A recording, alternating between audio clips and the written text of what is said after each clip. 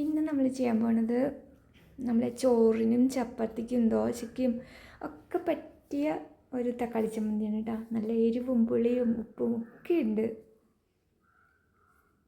അപ്പോൾ ഇതെങ്ങനെ ഉണ്ടാക്കണേന്ന് നമുക്ക് നോക്കാം കേട്ടോ.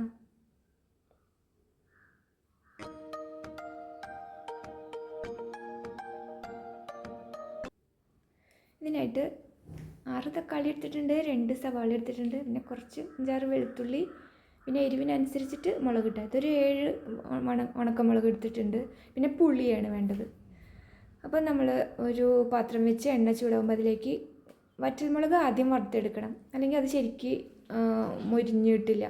അതായത് അതിൻ്റെ കളറൊക്കെ മാറണം, തൊലിയുടെ കളറ് മാറണം കേട്ടോ. അത് കരിയാനും പാടില്ല. തീ കുറച്ച് വെച്ചിട്ട് സിമ്മിൽ വെച്ചിട്ട് അത് വറുത്തെടുത്താൽ മതി. അത് കളർ മാറിയില്ലെങ്കിൽ ചമ്മന്തിക്ക് അത്ര ഒരു പച്ച മണം ഉണ്ടാവും മുളകിൻ്റെ.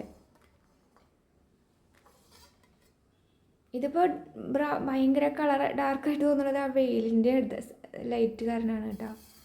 പിന്നെ കുറച്ച് ഉഴുന്നിട്ട് കൊടുക്കുക, 1 ടേബിൾ സ്പൂൺ ഉഴുന്നും ഒന്ന് മൂത്ത് വരട്ടെ. ഒരു സിമ്മിനേക്കാളും കുറച്ച് കൂട്ടി വെച്ചാൽ മതി തീ കേട്ടോ.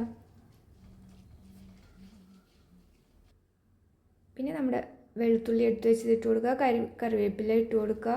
വെളുത്തുള്ളി ഒന്ന് മൂത്ത് വരട്ടെ.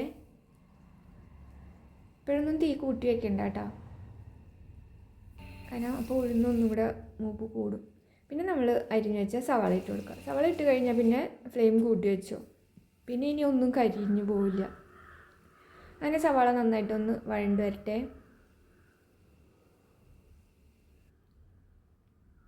അപ്പോൾ ചമ്മന്തിയിലേക്ക് ആവശ്യമുള്ള ഉപ്പ് ഇപ്പോൾ ഇട്ട് കൊടുക്കുന്നുണ്ട് കേട്ടോ. അപ്പോൾ സവാള വഴലും ചെയ്യും, എല്ലാത്തിലും ഒന്ന് ഉപ്പ് പിടിക്കുകയും ചെയ്യും.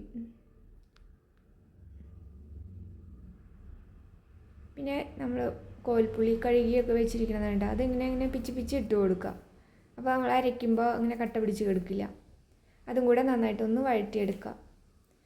സവാളയൊക്കെ നന്നായിട്ടൊന്ന് വഴണ്ടോട്ടെ കേട്ടോ. സവാള നന്നായിട്ട് വഴണ്ട് വരുമ്പോൾ നമ്മൾ തക്കാളി ഇട്ട് കൊടുക്കുക.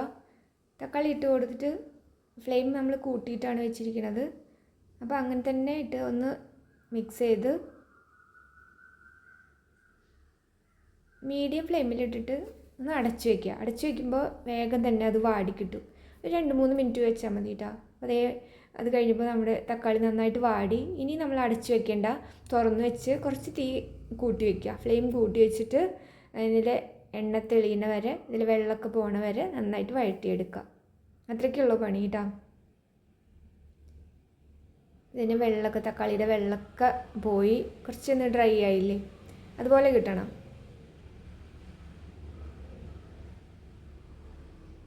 ഇനി ഒന്നുമില്ല കേട്ടോ. ഇനി നമ്മളിത് കോരിയെടുത്ത് പാത്രത്തിലിട്ട് തണുത്ത് കഴിയുമ്പോൾ മിക്സിയുടെ ജാറിലിട്ടിട്ട് നന്നായിട്ട് അരച്ചെടുക്കുക.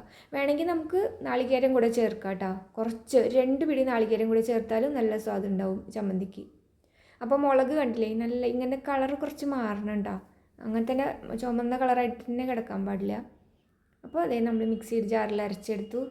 ഇത് ചോറിൻ്റെ കൂടെ, നല്ല ചൂടുള്ള ചോറിൻ്റെ കൂടെ ഈ തക്കാളി ചമ്മന്തി പുളിയും നല്ല എന്താ വറ്റൽമുളകും വറുത്തതൊക്കെ കാരണം നല്ല സ്വാദാണ് കഴിക്കാൻ. പിന്നെ ദോശയുടെ കൂടെ, ഗോതമ്പ് ദോശയായാലും നമ്മുടെ അരി ദോശയായാലും പിന്നെ ചപ്പാത്തി ആയാലും ഒക്കെ നല്ല സ്വാദാണ്, നല്ല കളറായിട്ടുള്ളത്. അപ്പോൾ ഈ വീഡിയോ ഇഷ്ടപ്പെട്ടെങ്കിൽ ലൈക്ക് ചെയ്യുക, കമൻറ്റ് ചെയ്യുക, സബ്സ്ക്രൈബ് ചെയ്യുക. ഇനി അടുത്തൊരു വീഡിയോയിൽ ഒരു സിമ്പിൾ റെസിപ്പി ആയിട്ട് വീണ്ടും കാണാം. ബൈ.